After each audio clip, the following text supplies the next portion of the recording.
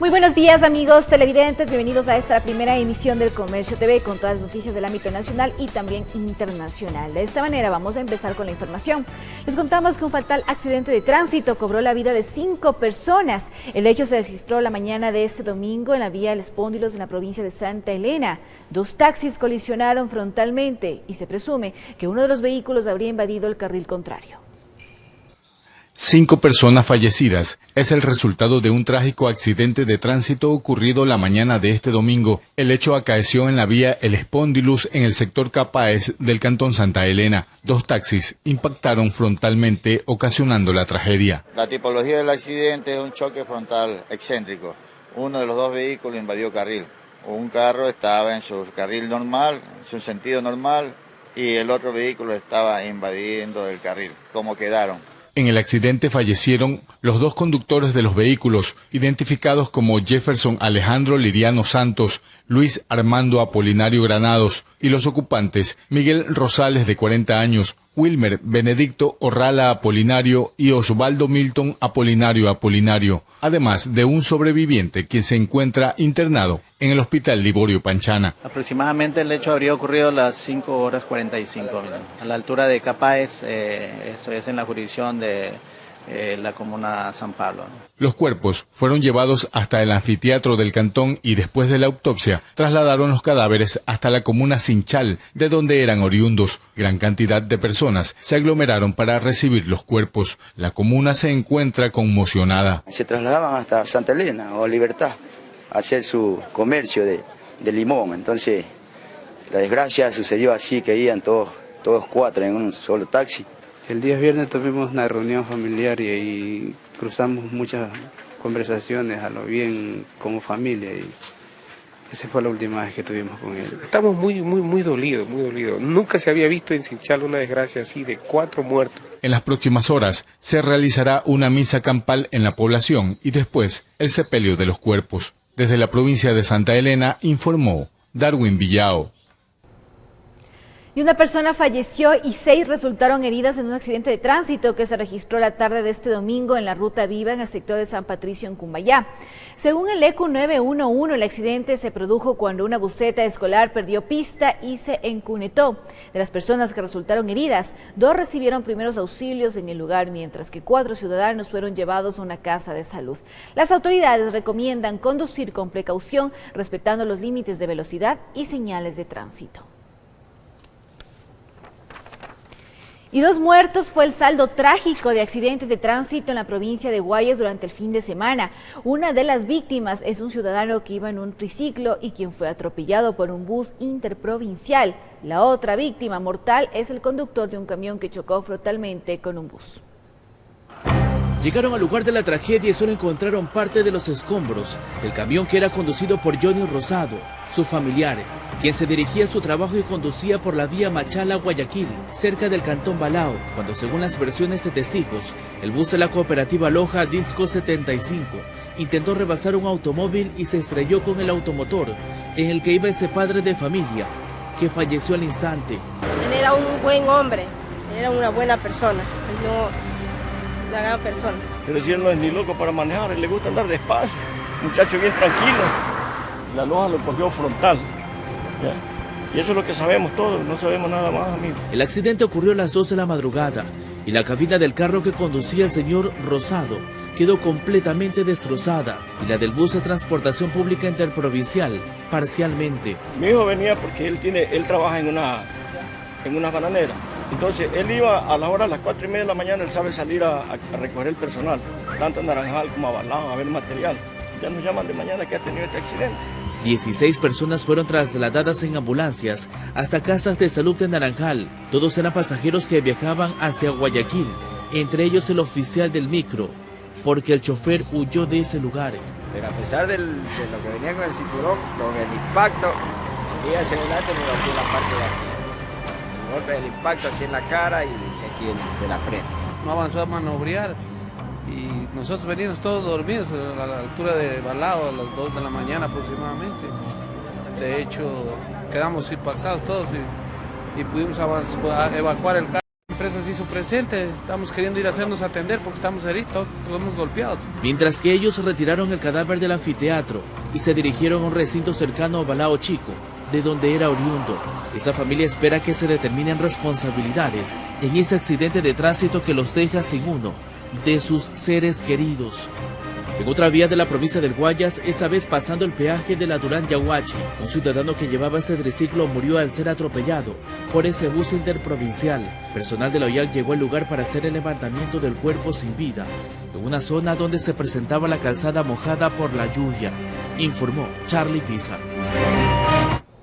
Y varios accidentes de tránsito se registraron en la ciudad de Quito, aparentemente producto de las primeras precipitaciones que anuncian la llegada del invierno. Afortunadamente no se registraron personas heridas, solo daños materiales. Bastó que llueva un poco en la ciudad de Quito para que el agua se confabule con la calzada y se convierta en trampa mortal. Por el mal estado del clima, la vía de la calzada mojada, se ha suscitado un accidente de tránsito, tipología pérdida de pista y estrellamiento. El incidente se registró en Avenida Oriental cerca del puente de Guápulo. Aquí 3 vehículos fueron los involucrados. Un camión fue a parar a La Peña. Por favor, a toda la ciudadanía que nos está escuchando, tratar de reducir los niveles de velocidad en esta época de lluvia que ya empezamos. Recuerden que en casa les espera a sus familiares. Por favor, manejen con precaución. Unos metros más adelante se repitió el escenario al virarse un camión. Se puede verificar que igual la llanta se encuentra en buen estado, el vehículo de igual manera se encuentra en buen estado. Por versiones del conductor, manifiesta que antes de llegar a la curva un vehículo había frenado. Fruto de eso también el conductor frena, pero por las condiciones de lo que es la vía calzada mojada, sucede el volcamiento de la unidad. En los 2 casos no se registraron personas heridas, solo daños materiales. Lo que nosotros verificamos, realizamos una inspección al vehículo para desconectar la energía de la batería y verificar que el combustible del tanque no se encuentre regándose y no exista peligro alguno para la vía y algún otro vehículo. A miembros de organismos de socorro les regresó la respiración cuando comprobaron que el tanquero estaba vacío. Caso contrario, este pudo explotar, informó Héctor Romero. Y un automóvil se incendió en el exterior de un taller mecánico en el sur de Guayaquil. Moradores del sector apagaron las llamas con un sistema contra incendios. El hecho fue captado por videoaficionados. El automóvil se incendió frente a la mirada de los curiosos y el propietario del taller mecánico donde se encontraba.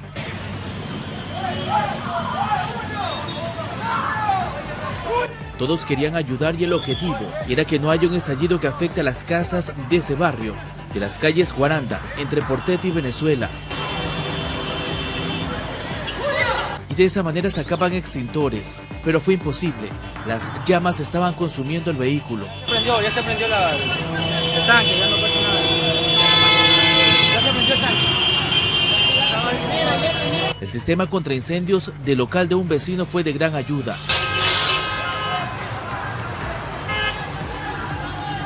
Con eso lograron controlar la emergencia. Al mismo instante los bomberos avanzaban por otro lado.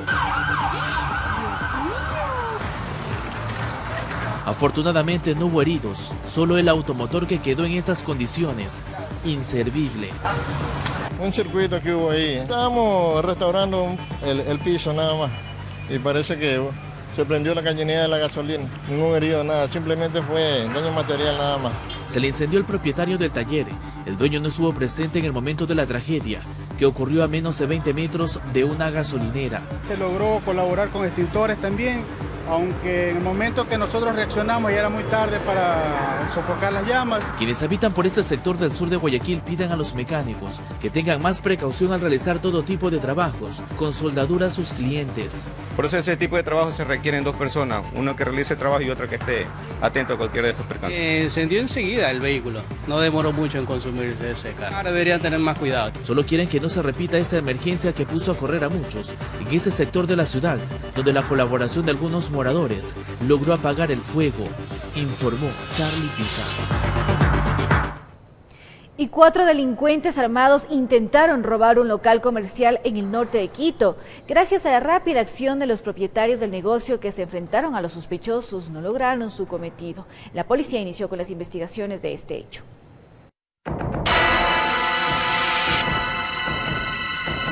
La noche del 3 de enero, los propietarios de este local ubicado en el sector de La Luz al norte de Quito vivieron su peor pesadilla, cuando 2 sujetos que ingresaron al negocio preguntando por el precio de licores, terminaron amenazándoles con armas de fuego. El otro está preguntando por los tragos, está cogiendo, como manipulando. En uno de esos me pregunta, me distrae, ¿no? A mí como estaba en la caja me distrae preguntando por los chocolates. ¿Cuántos están los chocolates? Y como viro, en uno de esos ya me tenía con la arma y el otro también entra y de los dos lados me enfocaron. En ese instante ingresa el tercer sospechoso y un cuarto se queda en la puerta del local. Gracias a la reacción rápida de los dueños del negocio que se enfrentaron a los sospechosos, los delincuentes no lograron su cometido. Porque ellos han sido 4, 2 con arma. O otro entra, pero eso y como que entra al pasaje, ¿no? Y el otro de esos baja la lámpara y se queda afuera, cuidando, ¿no? Todo quedó grabado en las cámaras de seguridad. Fueron 30 segundos de terror que vivieron los dueños del minimarket. La denuncia ya está puesta en la fiscalía. Fue un susto grande, pero no pasó mayor, gracias a Dios, ¿no? Según el coronel Cristian Rueda, comandante del distrito Eugenio Espejo, iniciaron las investigaciones sobre este caso. Los videos de las cámaras de seguridad están siendo analizados para dar con los sospechosos. No se pudo divisar que se hayan realizado disparos. Podríamos pensar que no eran armas letales, sino armas de juguete. Podríamos pensarlo, insisto, todo arrojará luego de que el eje investigativo pueda dar con el paradero de estos responsables del ilícito. De acuerdo a la versión de las víctimas, los antisociales serían de nacionalidad venezolana. Informó Priscila Cadena. Un pabellón del Centro de Rehabilitación Juvenil Virgilio Guerrero, ubicado al norte de Quito, quedó destruido tras el amotinamiento de 28 jóvenes por el retiro de un teléfono celular que fue ingresado de manera ilegal. Además, autoridades policiales activaron el protocolo de seguridad en el CDP El Inca tras una alerta de fuga de un PPL, la cual fue descartada. Con los vidrios rotos, enseres destruidos, colchones quemados y daños en el tumbado, así quedó el pabellón D del Centro de Rehabilitación Juvenil Virgilio Guerrero, ubicado al norte de Quito, tras el amotinamiento de 28 jóvenes por el retiro de un teléfono celular que fue ingresado de manera ilegal. Aparentemente, el dueño de este teléfono les alquila por precios costosos a los muchachos, de los otros muchachos para que utilicen. Eso que deben prestar porque les retiran. Entonces, eso es el detonante para que hagan la barbaridad que cometieron de incendiar los colchones donde descansan. El hecho se registró la noche del viernes 4 de enero. Producto de la emergencia acudieron organismos de la Policía Nacional y del Cuerpo de Bomberos de Quito. No se reportaron heridos. Sin embargo, 16 jóvenes fueron trasladados a la unidad de flagrancia. Determinar quién fue el causante, quién inició todo esto, para determinar ahí la responsabilidad de cada uno de ellos. En el centro también se realizó una inspección para verificar que los jóvenes no porten algún tipo de armas. Se realizó una requisa para ver si no tenían alguna otra situación, armas blancas o de fuego, lo que sea, que puedan haber ingresado también de forma clandestina. No encontramos nada de eso. Tras el incidente, las visitas se reanudaron. Los adolescentes de entre 13 y 17 años que están internados en el Centro Virgilio Guerrero han sido aprehendidos por estar inmersos en varios delitos, como robo, tráfico de drogas, homicidio, entre otros. Además, la tarde del sábado, autoridades policiales activaron protocolos de seguridad en el CDP El Inca por una llamada de un ciudadano al EQ 911 que alertó de una posible fuga de un PPL, la cual fue descartada. Se ha hecho la verificación en todos los pabellones, se ha hecho el conteo para verificar si hay algún faltante y no existe ninguna novedad. Todos se encuentran en sus diferentes pabellones y se ha solicitado que se normalicen las actividades como un día de visitas normal. Informó Priscila Cadena. Y alarma tras el hallazgo de objetos explosivos al interior de un patrullero de la Comisión de Tránsito del Ecuador en el Cantón Naranjal, provincia del Guayas. Los artefactos fueron encontrados la noche del jueves. Las autoridades están investigando este caso. Alrededor de las 21:30 del jueves, en el destacamento de tránsito situado junto a la vía principal del Cantón Naranjal, hubo una inusual tarea investigativa, luego del reporte brindado por el agente conductor de esta camioneta, asegurando que había encontrado un objeto explosivo dentro de una funda, la misma que reposaba en el asiento trasero de la unidad. Encontramos en el interior de este patrullero, el 259, encontramos una funda que contenía 2 tacos de explosivos con 4 mechas, por lo que llamé a la policía para que se haga cargo de ese procedimiento una vez que revisé y pude observar que se trataba de 2 artefactos explosivos. En cuestión de minutos arribaron los agentes de la unidad antiexplosivos pertenecientes al grupo de intervención y rescate.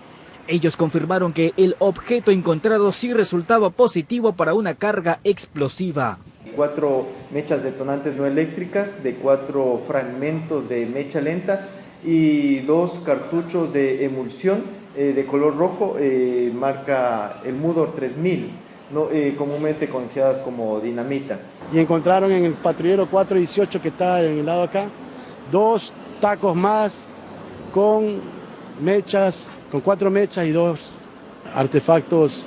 Uniformados que prestan sus servicios a esta delegación consideran que pudo tratarse de algún tipo de represalia debido a la tarea que ejecutan diariamente. Considero que una manera y una forma de amedrentarnos por cuanto atacamos la informalidad, combatimos la ilegalidad. Cabe mencionar que todo este material estaba individualizado, es decir, no estaba armado como para realizar una detonación inmediata en ese instante. Representantes de la entidad aseguraron que ya denunciaron el hecho ante la Fiscalía y dieron a conocer su voluntad de apoyar la gestión realizada por el personal de la delegación Naranjal. Indudablemente es un hecho alarmante, preocupante.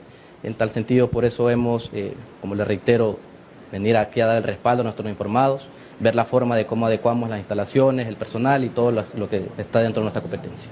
El apoyo total a los uniformados que estamos presentes, apersonándonos directamente de la parte ejecutiva y la dirección provincial.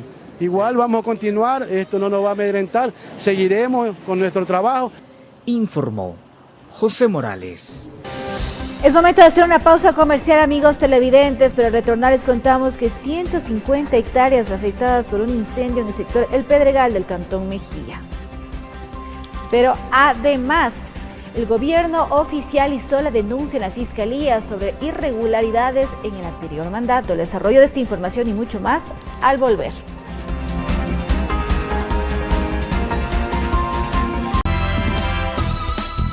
Continuamos con más información. 150 hectáreas de pajonales fueron afectadas por un incendio forestal que se registró el pasado viernes en el sector El Pedregal en el Cantón Mejía. Autoridades investigan si el siniestro fue provocado. ¡Vamos ahí, mis muchachos, vamos! Cerca de 9 horas tomó a las autoridades de socorro controlar y sofocar el incendio forestal en el sector El Pedregal en el Cantón Mejía, que se produjo el viernes 4 de enero, en el cual se consumieron aproximadamente 150 hectáreas de pajonales. Esto durará posiblemente unos 5 años en recuperarse inmediatamente, de recuperar, ¿no?, en su totalidad la paja y también alguna flora que hay aquí, los hachaperalillos que existen en la zona, asimismo para que regresen la fauna que hay, bastante conejo que hay aquí también en este sector. El incendio se registró en el sector El Pedregal, que limita con la capital y con el cantón Rumiñahui. En los trabajos de mitigación participaron 20 efectivos del Cuerpo de Bomberos y de la Dirección de Gestión Ambiental del municipio de Mejía. Las labores se realizaron por aproximadamente 9 horas, siendo estas que en 7 horas y media nosotros pudimos realizar la extinción del flagelo y el resto de tiempo controlar los focos pequeños y hacer el enfriamiento de toda la zona. Según el alcalde del Cantón Mejía, Ramiro Barros, se investiga si el siniestro fue provocado. Hay una multa de $1.000 a $5.000 a aquellas personas que hayan provocado un incendio. Así en años pasados, pues obviamente hubieron las sanciones correspondientes y en esta vez las investigaciones que se están realizando para poder determinar si fue causado, provocado o realmente fue de forma natural. En las imágenes captadas en el momento del incendio, se puede observar cómo las llamas destruyeron pajonales endémicos del páramo andino y cobraron la vida de animales silvestres. El área afectada tardaría al menos 5 años en recuperarse, tanto en su capacidad hídrica como su flora y fauna. Informó Priscila Cadena. En otro tema, el Gobierno Nacional oficializó la denuncia en la Fiscalía General del Estado para que se investiguen los responsables de las presuntas irregularidades en proyectos hidrocarburíferos del gobierno del expresidente Rafael Correa, tal como lo denunció en cadena nacional el primer mandatario Lenín Moreno. 4 cajas que contenían 2.500 hojas fueron puestas en manos de la fiscal general Ruth Palacios.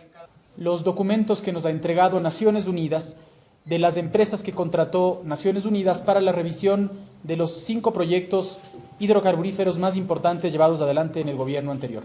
Auditoría que dejó al descubierto posibles irregularidades en 5 proyectos: refinerías, Esmeraldas y del Pacífico, Poliducto Pascuales Cuenca, planta de gas natural Bajo Alto y terminal marítima Monteverde. Son elementos que alarman a la ciudadanía y a nosotros como gobierno nos corresponde no solamente denunciar, sino venir directamente donde la señora fiscal y entregarle estos documentos. De acuerdo a los resultados por los proyectos en el mandato de Rafael Correa, se pagaron más de lo que debían costar. El presidente de la República dijo claramente que estos son proyectos que le costaron al Estado ecuatoriano $5.000 millones y de que los datos que nos entrega Naciones Unidas podría haber un perjuicio de al menos la mitad de ese dinero, es decir, $2.500 millones tirados a la basura por la corrupción del gobierno anterior.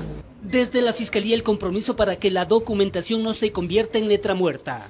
Y que lógicamente para el país y para Fiscalía es demasiado importante empezar con esta investigación. Se prefirió no revelar mayores detalles hasta la próxima semana. El presunto cometimiento de delitos, y esos delitos vienen acompañados por las personas que firmaron los contratos, por los responsables políticos del tema y también por las empresas constructoras y fiscalizadoras de este tema. Se puso como ejemplo para demostrar las supuestas irregularidades el proyecto Pascuales Cuenca. Una construcción que lamentablemente se está derrumbando.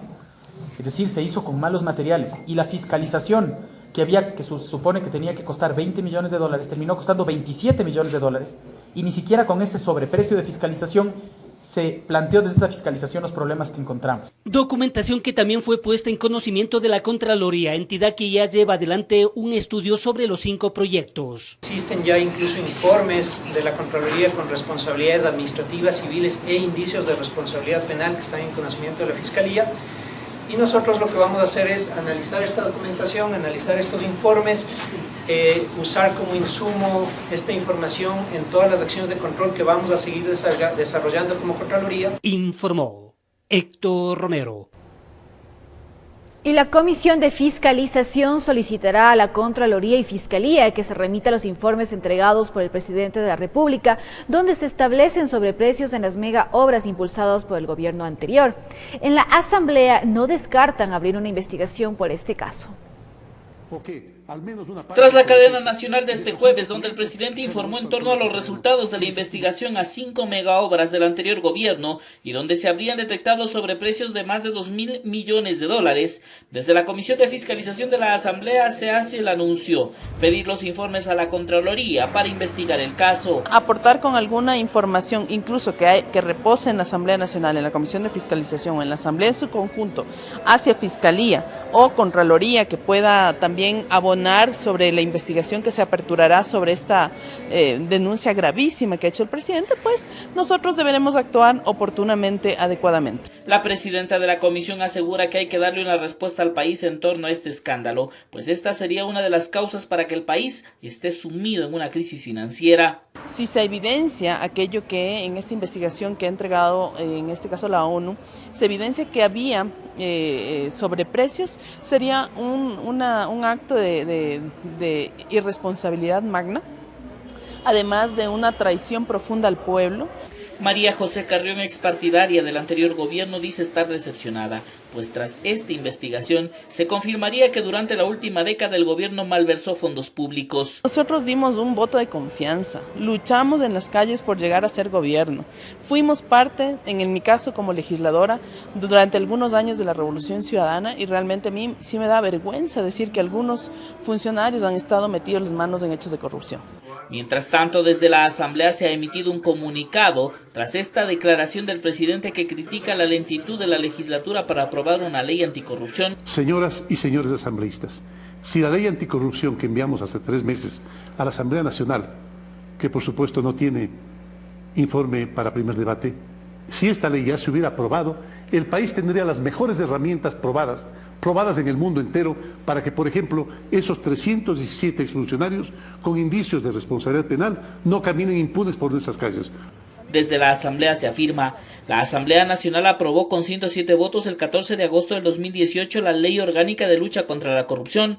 No obstante, el 12 de septiembre, la normativa recibió el veto del Ejecutivo, que impide que la ley sea tratada nuevamente en el Pleno por un año. Coherente con el propósito de erradicar la corrupción y la impunidad, tramita además otras leyes, como la Ley Orgánica Anticorrupción y la de Protección del Denunciante.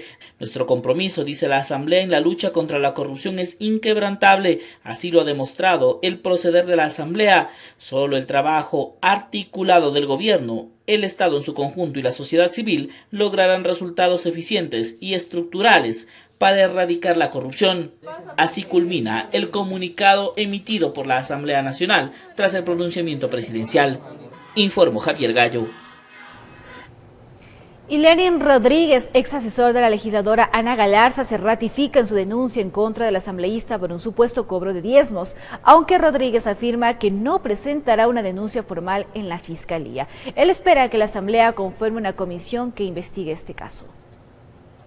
Ana Galarza y su ex asesor Lenin Rodríguez se enfrentan. Rodríguez se ratifica en que durante el año que trabajó para la legisladora se registraron varias irregularidades en ese despacho: pago de supuestos diezmos, trabajos hechos para la legisladora y el pago de una publicación en un libro. Exactamente, lo mismo que ella le criticaba a Norma Vallejo, que presionaba a su equipo para que le paguen cosas personales, es exactamente lo que sucedió. Y como afortunadamente hicimos vía transferencia electrónica a la cuenta de Omar Mayorga, el asesor número 1 de la asambleísta Ana Galarza, eso lo demostraré en el momento adecuado ante las autoridades. Ana Galarza rechaza la acusación. Asegura que Rodríguez se ha aliado con Norma Vallejo, asambleísta que fue destituida por un caso similar de diezmos, y que lo que buscan es perjudicarla. Mientras asesoraba a Yanine Cruz, asesorando a Norma Vallejo, y ahora está aliado con Marcela Aguiñaga.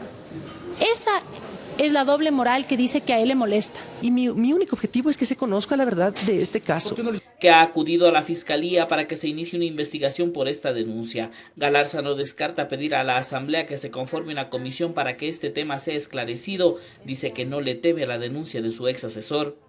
Yo estaré dispuesta a que se conforme una comisión en la Asamblea Nacional y que se llamen a todo mi equipo legislativo para que ellos puedan descargarse de todas las injurias que Lenin hace en contra de mis asesores, en mi contra también.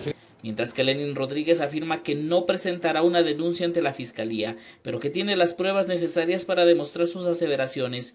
Es más, dice que si la Fiscalía o la Asamblea le llaman a declarar, él acudirá y allí presentará los documentos que dice tener en su poder. Si se conforma una comisión que investiga el caso de estas ilegalidades o presuntas ilegalidades en el despacho de Ana Galarza, serán ventilados en la Asamblea. Si es en la Fiscalía, los demostraré y los ventilaré ante la justicia. En todo caso, se espera que la Asamblea pueda iniciar una investigación interna para determinar el alcance de la denuncia del ex asesor. Por lo pronto, Ana Galarza ha afirmado que está dispuesta a renunciar si se demuestra que ha cometido alguna irregularidad.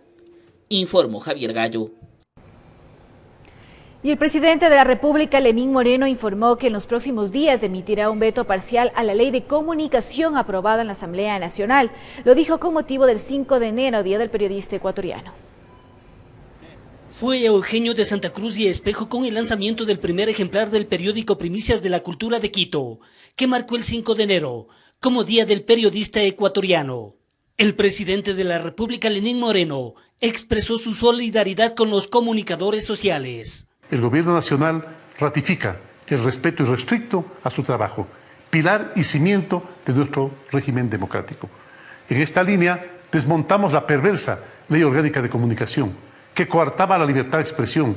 Enviamos un proyecto de ley que fue aprobado por la Asamblea Nacional el pasado 18 de diciembre y que destierra prácticas sancionatorias que vulneraban el derecho de todos a estar informados y, en el caso de los periodistas, su derecho al trabajo. En este marco, Moreno dio a conocer que en los próximos días se pronunciará sobre lo aprobado en la Asamblea Nacional. Remitiré el veto parcial a este cuerpo legal, a fin de asegurarnos que se ajuste a los estándares internacionales y que defienda y garantice la libertad de expresión y libertad de prensa. Con este paso trascendental para reinstaurar un país de múltiples visiones, devolvemos igualmente la responsabilidad social a los periodistas y medios de comunicación de entregarnos una información precisa, contrastada e imparcial. Día del periodista que en Ambato se recordó con orgullo y nostalgia por la muerte del equipo periodístico de Diario El Comercio, en el que la Unión Nacional de Periodistas Núcleo de Tungurahua, en coordinación con la Municipalidad de Ambato, entregan este eje vial, 7 calles del oriente de la ciudad de Ambato, en Tungurahua. Llevan los nombres de los 3 periodistas del Diario El Comercio y de los 4 soldados de la Infantería de Marina asesinados por grupos irregulares de la frontera norte. A partir del día de hoy va a quedar en el recuerdo de todos los habitantes de Ambato, del Ecuador y del mundo, de que dejamos un homenaje, un pequeño homenaje, pero que es muy grande en el sentimiento que todos y cada uno de los ciudadanos hemos tenido por este vil asesinato de esta gente, que lo único que hacía es investigar para cumplir con su deber. A los familiares de las víctimas mortales se les entregó una placa, informó Héctor Romero. Y las familias del equipo periodístico asesinado el pasado mes de abril expresaron su descontento con la información entregada por el gobierno respecto a las declaraciones del presidente Lenín Moreno en el Consejo de Seguridad Pública del Estado. Que el documento entregado por el gobierno genera más dudas que certezas, señala Ricardo Rivas, hermano del fotoperiodista Paul Rivas. Es un sabor amargo el que deja la información desclasificada por el gobierno, que dice nuevamente es incompleta. No necesitamos 2 frases antes y 2 frases después. Necesitamos justamente la información que se libere de los conceptos que se originaron a raíz del secuestro y posterior asesinato de Paul, Efraín y Javier. El criterio de Galo Ortega, padre del periodista Javier Ortega, coincide. Nos sentimos defraudados, engañados. El proceso de investigación, según nos cuenta Ortega, se ha dificultado aún más por la falta de información por parte del gobierno ecuatoriano. Lo que ha dicho el presidente y todo eso, él nos ha dicho que están las puertas abiertas de las diferentes instituciones de gobierno para que nos den la información, pero lamentablemente eso no ha sucedido. Las dudas sobre cómo realmente fue el proceso de negociación durante el secuestro abundan. Según el Estado de Colombia, en declaraciones de autoridades, este no existió y esa habría sido la motivación de alias Guacho para ordenar el asesinato de los 3 comunicadores. A las familias se nos mintió totalmente todos los días de ese secuestro. Si hablaban con la verdad, nosotros hubiéramos tomado otras alternativas y tengan la seguridad de que ellos estaban aquí vivos. Las familias insisten en que se investigue y se establezcan las responsabilidades del caso a todo nivel, informó Carolina Basante. Y el Consejo Nacional Electoral definió las 3 primeras papeletas para las elecciones del 24 de marzo. En ellas constarán los 43 candidatos al Consejo de Participación Ciudadana y Control Social Definitivo. Fue a través de un sorteo que el Consejo Nacional Electoral decidió el orden en el cual los 43 candidatos al Consejo de Participación Ciudadana y Control Social Definitivo aparecerán en las papeletas para las elecciones que se desarrollarán el próximo 24 de marzo. Que la ciudadanía espera esto, transparencia, que todos los medios de comunicación lo puedan cubrir.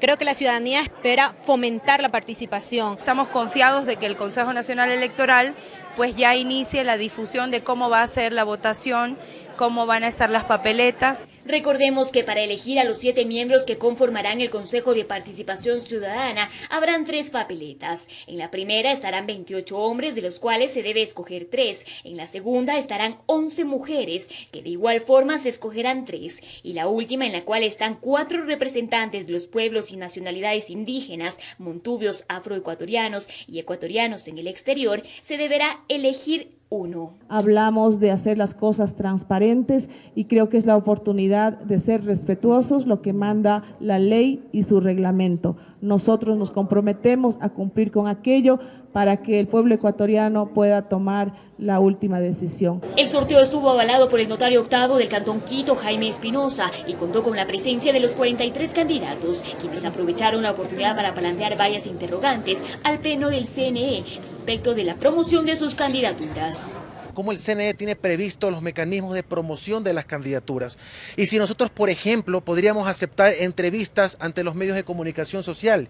El hecho de estar en una entrevista necesariamente implica responder preguntas, implica necesariamente hacer conocer a la ciudadanía que somos candidatos al Consejo de Participación Ciudadana, y esto podría acarrear de pronto una sanción que la máxima sería una descalificación de nuestras candidaturas. Esto en virtud de que, a diferencia de otros candidatos como alcaldes, prefectos y concejales, los postulantes al Consejo de Participación Ciudadana no podrán hacer campañas ni proselitismo político, lo cual fue respondido por el consejero José Cabrera. Por ejemplo, hacer caravanas, banderas, gorras, todo ese tipo de cosas no van a poder hacer. En cuanto incluso a las entrevistas, los medios que den oportunidad a uno tendrían que dar a todos. Culminó indicando que en los próximos días se reunirán con los 43 candidatos para despejar todas las inquietudes y entregar toda la información requerida para este proceso. En Quito informó Adriana Rojas. Y desde este lunes inicia el proceso de capacitación a más de 270.000 personas, miembros de las juntas receptores del voto, como parte de las actividades del calendario electoral de cara a las elecciones seccionales del 2019. Para las elecciones seccionales de 2019, la primera capacitación a los miembros de las juntas receptoras del voto inicia desde este lunes 7 de enero. El Consejo Nacional Electoral ha dispuesto a través de sus delegaciones provinciales que se desplieguen 739 capacitadores territoriales, de manera que se cubre en su totalidad a los 221 cantones y 814 juntas parroquiales a lo largo de todo el país. En total, 278.970 miembros de las juntas receptoras del voto serán capacitados de manera presencial entre el 7 de enero y el 24 de marzo. Se tiene previsto que la modalidad de capacitación virtual inicie el 1 de febrero y se extienda también hasta el día de los comicios. Para los miembros de las juntas receptoras del voto destinados a los sufragios de las personas privadas de libertad, en cambio, este proceso se llevará a cabo entre el 1 y el 12 de marzo. En Quito, el proceso de capacitación se efectuará en la Universidad Central del Ecuador. Los miembros de las juntas deben realizar el levantamiento de las actas de instalación y escrutinios, entregar las papeletas y el certificado de votación, además efectuar el escrutinio. Informó Priscila Cadena.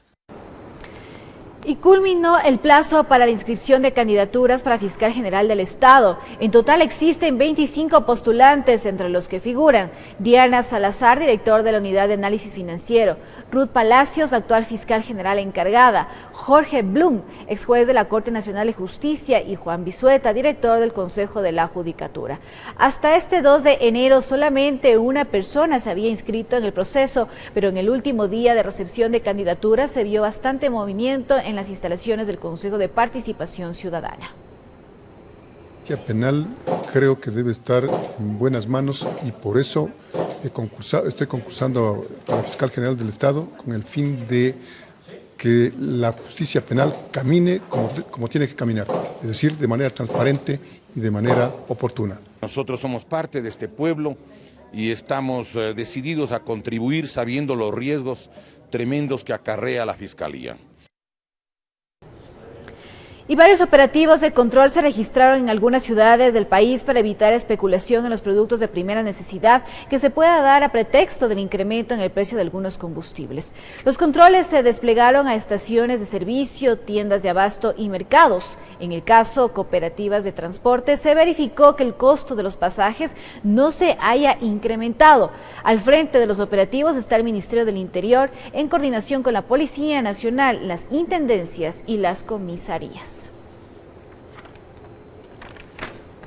Y varios representantes del transporte urbano del país anunciaron que solicitarán al gobierno nacional derogar el decreto que establece un incremento del precio de los combustibles. Los conductores aseguraron que no negociarán con las autoridades de entrega de compensaciones. ¡Viva FENATU! ¡Viva! A la paralización si no nos atienden. Varias advertencias de paralización de actividades se escuchaban en medio de las declaraciones del presidente de la Federación Nacional de Transportadores Urbanos, quien aseguró que esperan que el gobierno nacional derogue el decreto que establece un incremento en el precio de combustibles en el país, por lo cual este lunes presentarán una solicitud formal al primer mandatario. Porque nosotros no vamos a conversar con ministros ni nada, vamos a conversar con el presidente, vamos a la paralización, que eso es lo que nos han pedido nuestros compañeros transportistas. Muchos de los representantes insisten en que no aceptarán ningún tipo de compensación. Nosotros ya lo tuvimos a través del mismo gobierno nacional, a través de la misma municipalidad, y efectivamente han quedado experiencias nefastas respecto justamente al cumplimiento. Mientras que la preocupación de los conductores que trabajan en Quito es aún mayor. Recuerden ustedes, el gobierno anterior nos quedó debiendo más de 6 meses de una compensación que no lo hemos podido cobrar. Nosotros como Quito recibimos una compensación porque no hemos podido tener el alza de los pasajes y tampoco hemos podido cobrar. Ustedes vieron 1 año que no hemos cobrado y seguimos con problemas para cobrar. Sin embargo, la ministra María Paula Romo señaló que no se ha producido un incremento del precio del diésel que utilizan los transportistas. El alza anunciada irá para el diésel industrial. El diésel cuesta 1,037 y es lo que va a seguir costando. El diésel para el transporte público y de carga no se ha movido ni un solo centavo, ningún anuncio de medidas, de hecho, tiene entonces ninguna explicación. Además, las autoridades anunciaron que realizarán operativos de control en las gasolineras de escala nacional para evitar especulación de precios, informó Sofía Vintimilla. Y en otro tema les contamos que en Catamayo, provincia de Loja, varias viviendas resultaron afectadas a causa de vientos huracanados.